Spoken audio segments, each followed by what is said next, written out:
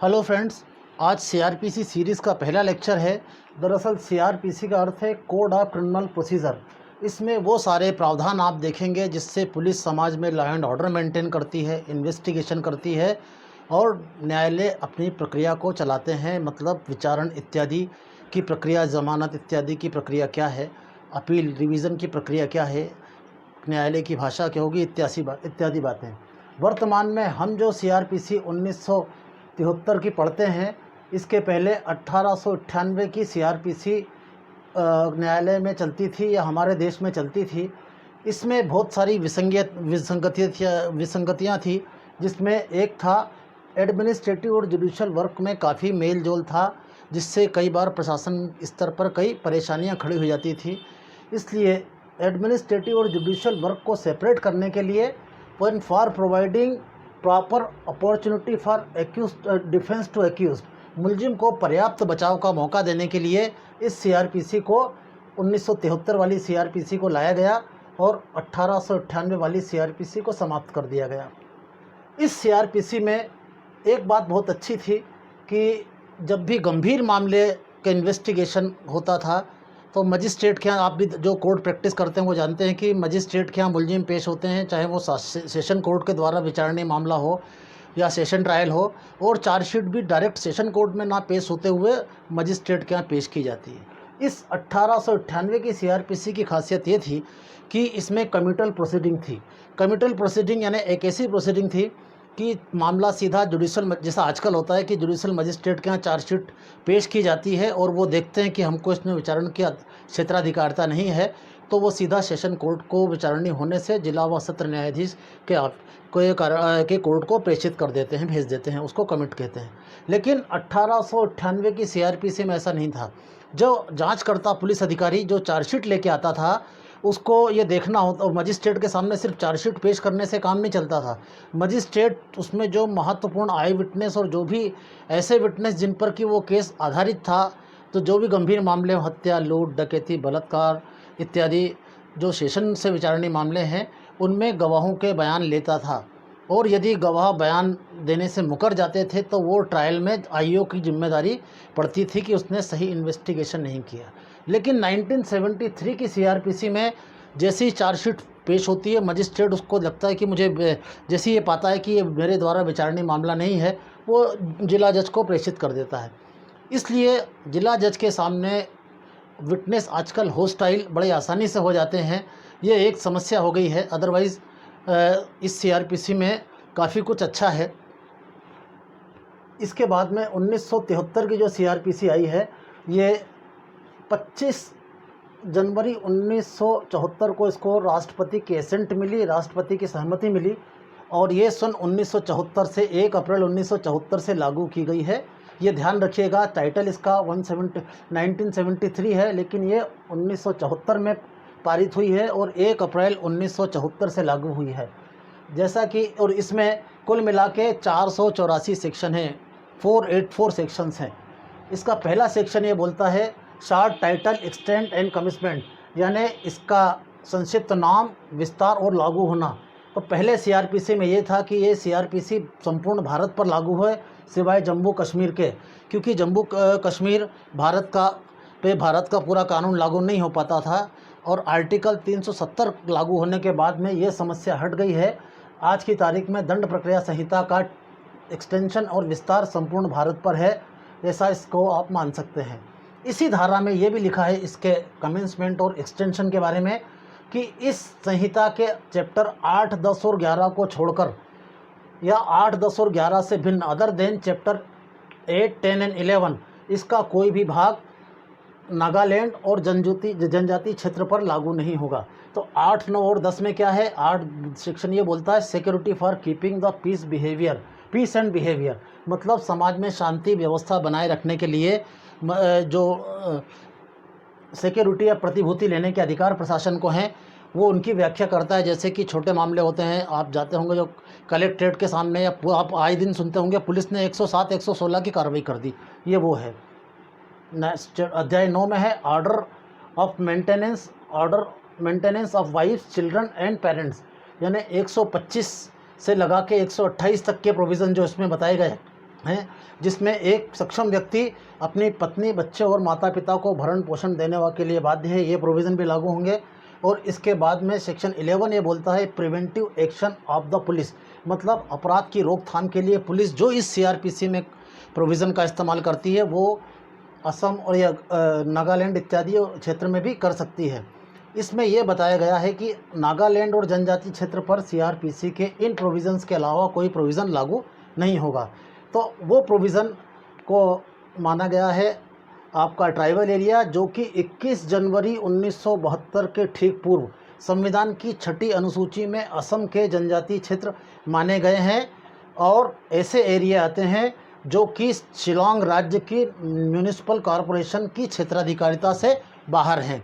लेकिन ऐसा नहीं है कि सीआरपीसी के किसी भाग को वहाँ लागू ही नहीं किया जाएगा। इस सेक्शन में ये भी बात कही गई है कि सीआरपीसी के किसी भी भाग को रूपांतरित या मॉडिफाइड करके या सप्लीमेंट यानी किसी भाग को आवश्यकता पूरी करने के लिए जर लगे, या इसके पूरे भाग को लागू करना हो, या उसमें कोई परिवर्तन करके लागू करना हो, या उसको संयोगवश या प्रासंगिक रूप में लागू करना है, तो वहाँ की राज्य सरकार ऑफिशियल गजट में नोटिफिकेशन जारी करके इस सीआरपीसी के किसी भाग को या संपूर्ण भाग को वहाँ पर भी लागू कर सकती है। ये ऐसा सेक्शन 1 में दिया है।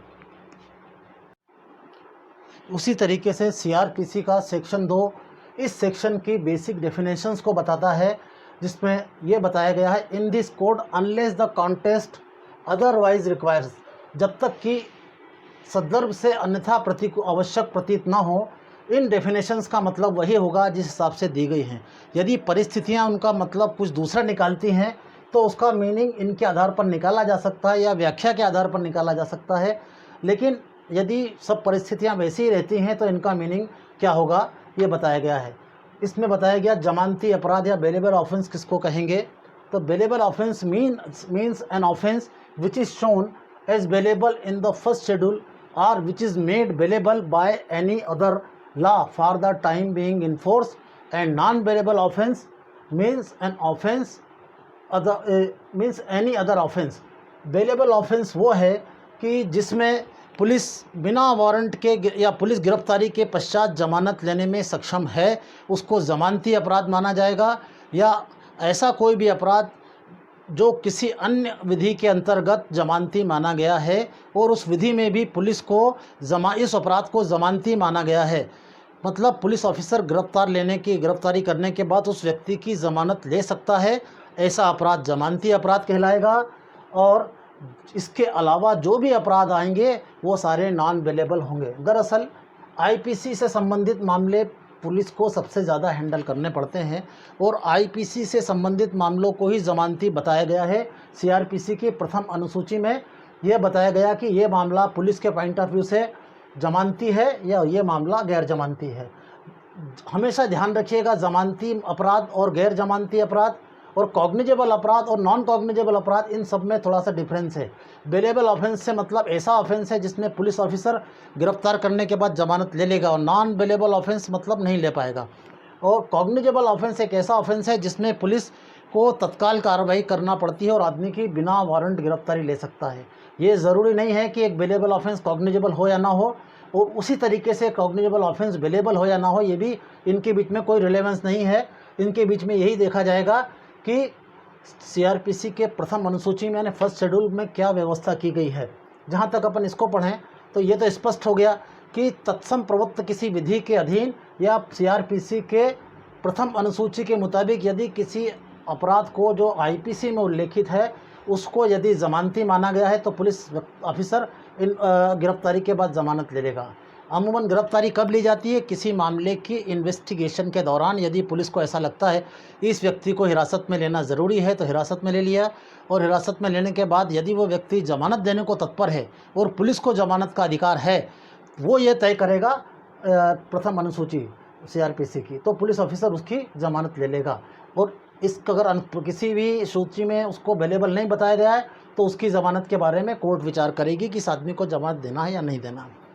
चार्ज की डेफिनेशन इसमें यह दी गई है, charge include any head of charge when the charge contents more head than one. Charge का मतलब होता है एक आरोप। जब आप एक व्यक्ति विभिन्न धाराओं के अपराध करता है या एक धारा का अपराध करता है, तो न्यायालय में जब अभियोग पत्र या चार्जशीट दाखिल होती है और न्यायाधीश महोदय उसको देखते हैं, तो कोर्ट को यह तय करना होता है कि इसने कौन सा अपराध किया है और उस अपराध का स्पेसिफिक एक चार्ज या हेड बनाया जाएगा जिस पर कि उसका विचारण किया जाना है। ऐसा बहुत कम होता है कि व्यक्ति एक बार में एक ही अपराध करे। जैसे ये ए ने बी को गोली मारी, तो गोली मारने का अपराध एक हत्या हो गया, लेकिन रिवॉल्वर अगर उसका वैध या अवैध है तो क्या होगा, इसमें 25 आर्म्स एक्ट 27 आर्म्स एक्ट भी लगेगा।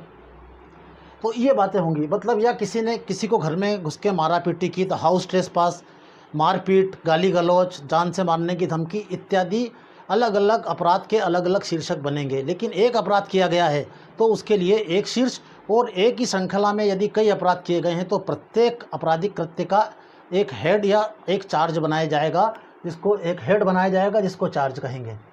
जैसे अभी अपन ने बेलेबल ऑफेंस के समय डिस्कस किया था, अगली डेफिनेशन ये दी गई है, cognizable offence means an offence for which and cognizable case means A case in which A police officer में in accordance with the first schedule or any other law for the time being enforce arrest without warrant किसी भी व्यक्ति की गिरफ्तारी बिना warrant के police officer ले सकता है, जबकि उसको यदि किसी व्यक्ति के बारे में यह जानकारी मिले कि उसने कॉग्निजेबल अपराध किया है और इसके लिए आईपीसी की प्रथम अनुसूची को देखा जाएगा यदि वो आईपीसी से संबंधित अपराध है। यदि वो आईपीसी से संबंधित अपराध नहीं है तो जिस विधि का अपराध है, मान लीजिए एनडीपीएस, आर्म्स एक्ट, अनुसूचित जाति जनजाति अत्याचार निवारण अधिनियम, कई आपराधिक दंडिक विधियां हैं, उनमें यदि व्यवस्था की गई है कि वो कॉग्निजेबल केस है तो पुलिस उसको कॉग्निजेबल केस मान के काम करेगा और ऐसे मामले में बिना वारंट गिरफ्तारी कर सकता है या होगी। अब इसके बाद डेफिनेशन 2D में डेफिनेशन दी गई है कंप्लेंट की। Complaint means an allegation made orally और in writing to a magistrate with a view to his taking action under this code that some person whether known और unknown has committed an offence but does not include a police report. इसको समझना है। दरअसल आपराधिक गतिविधि को motion में लाने के लिए दो रास्ते हैं। एक तो पुलिस रिपोर्ट, यानी कोई अपराध हुआ है और पुलिस को जानकारी मिलती है और पुलिस की दृष्टि से या पुलिस के पॉइंट ऑफ व्यू से वो कॉग्निजेबल ऑफेंस है, तो पुलिस उसमें तत्काल अपनी एक्शन लेगी, एफआईआर लिखेगी, मुलजिम को गिरफ्तार करेगी और जो भी इन्वेस्टिगेशन के लिए प्रोसेस होगी उसको फॉलो करेगी। लेकिन नॉन कॉग्निजेबल ऑफेंसेस छोटे प्रकृति के ऑफेंस होते हैं, उसमें पुलिस अमूमन चार्जशीट इत्यादि नहीं करती, सिर्फ एक अदम चेक रिपोर्ट लिख लेती है और उसकी एक प्रतिलिपि फरियादी को देके बोलती भैया आप इसमें जाइए और कंप्लेंट लिख दीजिए। अब मान लीजिए कॉग्निजेबल केस हो या नॉन कॉग्निजेबल केस हो, दोनों में पुलिस कार्रवाई नहीं कर रही, तो पीड़ित व्यक्ति के लिए एक रास्ता है कि वो न्यायालय में सीधा अपना आपराधिक प्रकरण प्रस्तुत कर सकता है, जिसको बोलते हैं परिवाद। और परिवाद की डेफिनेशन ये दी गई है कि यह मजिस्ट्रेट के सामने मौखिक या लिखित रूप से मजिस्ट्रेट के सामने यह उल्लेखित करना कि आप अपनी एक्शन इस सीआरपीसी के अंतर्गत लीजिए, क्योंकि किसी व्यक्ति ने, चाहे उसके बारे में जानकारी है या नहीं है, उसने कोई अपराध किया है। इसीलिए इसमें आगे लिखा है कि परिवाद does not include police report. यदि पुलिस रिपोर्ट है तो उसमें चार्जशीट अभियोग पत्र आएगा, और पुलिस ने रिपोर्ट नहीं लिखी है तो उसमें आप परिवाद या कंप्लेंट दायर कर सकते हो। इसमें जहाँ तक नॉन और अननोन पर्सन का सवाल आया है, तो ज्ञात या अज्ञात व्यक्ति से ये आवश्यक नहीं होता कि अपराध के समय फरियादी सभी मुलजिमों को जानता हो, तो अज्ञात व्यक्ति के विरुद्ध भी वो कायमी कर सकता है। इसी तरीके से इसमें एक एक्सप्लेनेशन दिया गया है कि यदि पुलिस की जानकारी से, यदि मान लीजिए पुलिस ने कोई मामले का इन्वेस्टिगेशन किया और वो नॉन कॉग्निजेबल केस है, मतलब असंज्ञेय केस है, गंभीर प्रकृति का नहीं है, तो और उसमें पुलिस इन्वेस्टिगेशन करके चार्जशीट लगा देती है, तो मजिस्ट्रेट उसको चार्जशीट के रूप में स्वीकार नहीं करेगा। मजिस्ट्रेट उसको कंप्लेंट या परिवाद मानेगा और परिवादी मानेगा जांच करने वाले पुलिस अधिकारी को जो इसमें परिवाद प्रस्तुत करता है। ये यहाँ तक है। इसके बाद सेक्शन 2 के सब क्लास ई में हाई कोर्ट की डेफिनेशन दी गई है। हाई कोर्ट की डेफिनेशन में सीआरपीसी में लिखा गया है, in relation to any state the high court of that state. मतलब किसी भी राज्य का उच्च न्यायालय से मतलब ये होगा, एक राज्य के उच्च न्यायालय से मतलब क्या होगा, उस राज्य का न्यायालय उस राज्य का उच्च न्यायालय। एक राज्य में एक उच्च न्यायालय होगा और उसकी 2 खंडपीठ हो सकती हैं, उसको ये माना जाएगा मुख्य पीठ की पीठ है। लेकिन ये नहीं कहा जाएगा कि उसमें 2 या 3 हाई कोर्ट हैं। हाई कोर्ट एक रहेगी, उसकी खंडपीठ या बेंचेस उसकी कई हो सकती हैं। इसी तरीके से in relation to a union territory to which the jurisdiction of high court for a state has been extended by the law that high court। अमूमन केंद्र शासित प्रदेशों में छोटे राज्य आते हैं या उन्हें राज्य नहीं माना गया है, राज्य जैसे हैं, लेकिन उनको केंद्र शासित प्रदेश के रूप में दर्जा दिया गया है और वहाँ पर हाई कोर्ट नहीं है।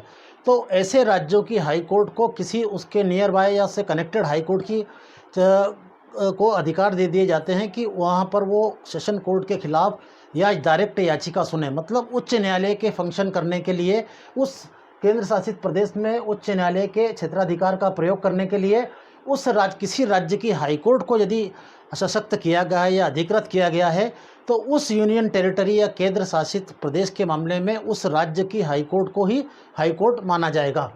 इसके बाद तीसरा नंबर है in relation to any other union territory the highest court of criminal appeal for that territory other than the supreme court of India.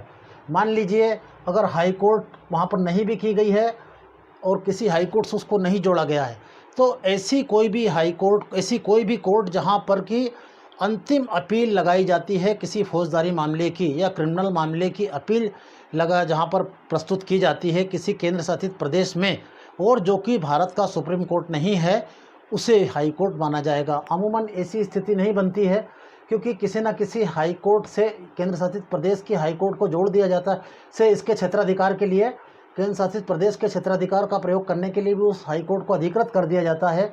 लेकिन यहाँ पर यह स्पष्ट किया है किसी केंद्र शासित प्रदेश के मामले में वहाँ का ऐसा हाईएस्ट कोर्ट जो कि सुप्रीम कोर्ट नहीं है, सुप्रीम कोर्ट से भिन्न है, और जिसे कि उस राज्य के मामले में आपराधिक अपील को सुनने के लिए सशक्त किया गया है, उसे भी हाई कोर्ट माना जा सकता है।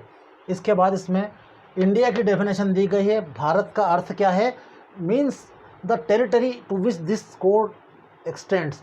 इस संहिता का विस्तार जहाँ तक है संविधान में, भारत में जहाँ तक सीआरपीसी में का विस्तार होगा, सीआरपीसी के मायने में जहाँ तक भारत की सीमाओं तक, जिस भारत की क्षेत्राधिकारिता तक जहाँ तक सीआरपीसी लागू होती है, यह माना जाएगा वहाँ तक सीआरपीसी का पॉइंट ऑफ व्यू से भारत की क्षेत्राधिकारिता कायम है। इसी तरीके से आगे दिया गया है इंक्वायरी। मीन्स इंक्वायरी का मतलब होता है every inquiry other than a trial. मतलब इंक्वायरी एक ऐसी जांच है जिसमें कि विचारण सम्मिलित नहीं है, कंडक्टेड अंडर दिस कोड, इस संहिता के अंतर्गत by a magistrate or court. मतलब मजिस्ट्रेट या कोर्ट ही इसको कंडक्ट करेगी, लेकिन वो विचारण नहीं है। ऐसी जो भी जांच या कार्रवाई की जाएगी उसको कहीं भी आप देखेंगे इंक्वायरी कहा जाएगा। यद्यपि आप पूरे सीआरपीसी के सेक्शन में देखेंगे ट्रायल की परिभाषा नहीं दी गई है, इंक्वायरी की परिभाषा दी गई है। दरअसल कभी सभी पुलिस कस्टडी में डेथ हो गई या जेल की कस्टडी में, न्यायिक जुडिशल कस्टडी में मौत हो गई, तो ऐसे मामले की इंक्वायरी मजिस्ट्रेट के द्वारा की जाती है, और उसके बाद में उस इंक्वायरी रिपोर्ट के बाद में फिर पुलिस इन्वेस्टिगेशन होता है और उस पर चार्जशीट आती है। तो इसको कहा इसलिए। इसके अलावा मान लीजिए कहीं कोई दंगा या राइट हो गया तो वहाँ पे पुलिस पर उंगली उठ रही है, तो शासन को रिपोर्ट पेश करना है, तो वहाँ पर मजिस्ट्रेट इंक्वायरी होती है। इस पर्पज़ के लिए इंक्वायरी की जाती है। और सीआरपीसी में इंक्वायरी का सीधा मतलब यह है कि other than a trial conducted under this code by a magistrate or a court. मतलब मजिस्ट्रेट या कोर्ट के द्वारा इन ट्रायल के भिन्न जो भी काम किए जाएंगे इस कोर्ट के अंतर्गत, और अगर वह बड़े महत्व के हैं तो उनका इंक्वायरी कहा जाएगा। यहाँ तक कि मजिस्ट्रेट के सामने जो प्राइवेट परिवाद प्रस्तुत किया जाता है, तो सेक्शन 200 के अंतर्गत उसको मजिस्ट्रेट फरियादी और उसके साक्ष्यों को एग्जामिन करता है, उसको भी बोलते हैं इंक्वायरी का बयान। उसको इन्वेस्टिगेशन नहीं बोलते हैं, वहाँ पर मजिस्ट्रेट इंक्वायरी करके फाइंड आउट करते हैं कि वाकई फरियादी के विरुद्ध किसी व्यक्ति ने या जिसको ये बता रहा है उस व्यक्ति ने अपराध किया है या नहीं किया है। इन्वेस्टिगेशन ये ऑलवेज पुलिस के द्वारा किया जाएगा, या पुलिस के द्वारा नहीं भी किया जाता है तो कभी कोर्ट के द्वारा नहीं किया जाएगा, ये इसमें बताया है। Includes all the proceeding under this code, यानी इन्वेस्टिगेशन अनुसंधान के अंतर्गत वो सारी कार्रवाइयाँ सम्मिलित हैं। For the collection of evidence conducted by A police अफसर, एक पुलिस अधिकारी के द्वारा साक्ष्य संग्रह के लिए जो भी प्रक्रिया अपनाई जाती है उसको इन्वेस्टिगेशन कहते हैं। ये आप जब 155, 56, 57, 58 पढ़ेंगे, 161 से लगा के 173 तक में, 154 में एफआईआर लिखने के बाद इन्वेस्टिगेशन की प्रोसेस स्टार्ट होती है और 173 में चार्जशीट आती है। तो इन सारी प्रोसेस के लिए इन्वेस्टिगेशन होता है। ये इन्वेस्टिगेशन एक ऐसी प्रोसेस है जो कि पुलिस अधिकारी के विवेक पर निर्भर करती है और पुलिस का ये दायित्व होता है कि वह चार्जशीट तैयार ना करे बल्कि रियल अपराधी को ढूंढे। और इसके लिए अमूमन आप देखेंगे पुलिस के काम में न्यायालय भी कभी इंटरफेयर नहीं करता है। हाई कोर्ट या कंसर्निंग मजिस्ट्रेट जब भी उस पर हस्तक्षेप करता है जब police rough and tough investigation कर रही हो और जानबूझ के इन्वेस्टिगेशन में सही मुलजिम को बचा रही हो, तब ऐसा होता है। अदरवाइज़ पुलिस का इन्वेस्टिगेशन के लिए जो कोई टाइम लिमिट भी सीआरपीसी में नहीं दिया गया है। ये क्योंकि इन्वेस्टिगेशन एक ऐसी प्रोसेस है, या तो थोड़े दिन में हो सकती है या इसमें लंबा समय भी लग सकता है। क्योंकि अब इसको अपन जब डिस्कस करेंगे, जब अपन एफआईआर के बाद के सेक्शन पढ़ेंगे, ये है कि include all the proceeding under this code for the collection of evidence conducted by a police officer और any person other than a magistrate. यहाँ पे ध्यान दीजिए, investigation is not conducted by a magistrate other than a magistrate who is authorised by a magistrate in this behalf. Magistrate किसी व्यक्ति को investigation के लिए ऑथराइज कर सकते हैं, लेकिन स्वयं मजिस्ट्रेट इस मामले में इन्वेस्टिगेशन नहीं करेंगे। इन्वेस्टिगेशन पुलिस या मजिस्ट्रेट के द्वारा अधिकृत व्यक्ति के द्वारा किया जाएगा। इसके बाद आई में डेफिनेशन दिया गया है जुडिशियल प्रोसीडिंग की, तो इसमें दिया गया है judicial proceeding include any proceeding in this course of which evidence is taken और may be taken on oath. मतलब न्यायिक कार्रवाई ऐसी कार्रवाई हैं उसमें शामिल होती हैं जिसमें साक्ष्य को वैधानिक तरीके से शपथ पर लिया जाता है। सीधा सीधा इसका मीनिंग ट्रायल से या मजिस्ट्रेट के सामने कथन करने से है। और मजिस्ट्रेट भी इसमें जुडिशियल होना चाहिए। एग्जीक्यूटिव मजिस्ट्रेट के सामने चली हुई प्रोसीडिंग एडमिनिस्ट्रेटिव प्रोसीडिंग मानी जाएंगी, उसको जुडिशियल प्रोसीडिंग नहीं माना जाएगा। ये आज तक के लेक्चर के लिए इतना ही है। जो सिविल जज के लिए मुझसे एमपी सिविल जज के लिए जो परामर्श करना चाहें या पढ़ना चाहें, उनके लिए मेरा नाम योगेश द्विवेदी एडवोकेट इंदौर। मेरा मोबाइल नंबर है 9229914131। Thank you for this watching.